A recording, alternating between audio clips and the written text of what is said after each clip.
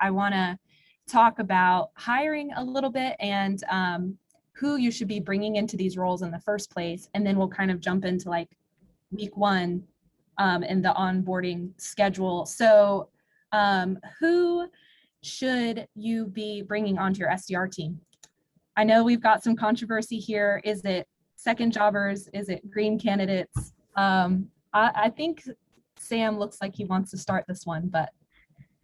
Yeah, so I have a hot take, and Controversy.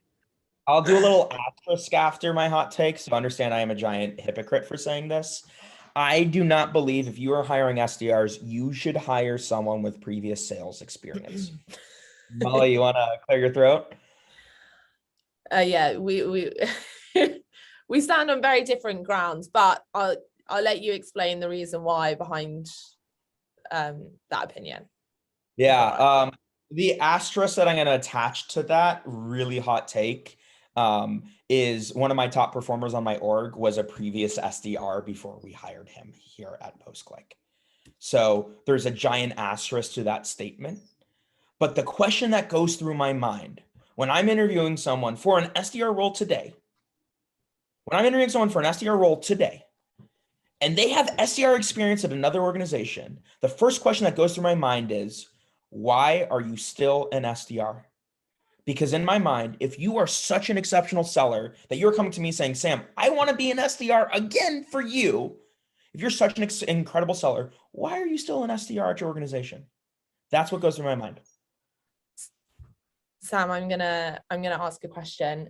Yeah. You've got a lot of experience building out SDR teams. Do you also have a lot of experience looking at and possibly even trying to help companies that haven't built out SDR teams well? Yeah. And do you see a lot of SDRs failing, and you're probably thinking they don't deserve to be failing, and if they were under different management, they would do really well? All the time. It happens. Hold him down back. He's like, would you just finish your sentence so I can come back at you? I see him holding in you. I was holding it in. I held it in for a long time, Patrick. That top SDR, sure, I'll name him. He might even be on the call. His name's Alec. You can all look him up. He's incredible. He was at an amazing startup before he got here, and they just couldn't get their funding going, and they folded.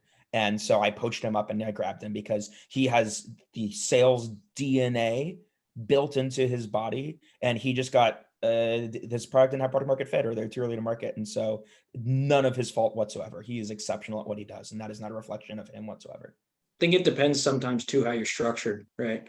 Or like if you have previous SDR experience, to a lot of people in the chat are saying, yeah, well, they wouldn't have previous SDR experience, but some people are saying, well, hey, what if, that person had a bad boss, or they were underpaid, or there was other, right? There's a lot of other pieces to that puzzle.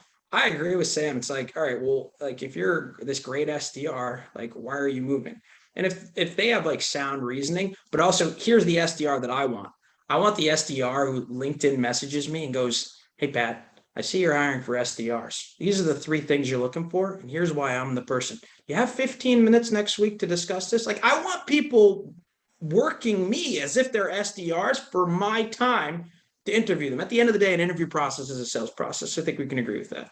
So getting that person, say that person comes to me and says, can I get 15 minutes of your time? I'm like, yeah, no worries. We'll get you that offer in the next 15, right? I mean, that's the person that you want. Like, if you're going to be a former SDR, you better be that exceptional former SDR.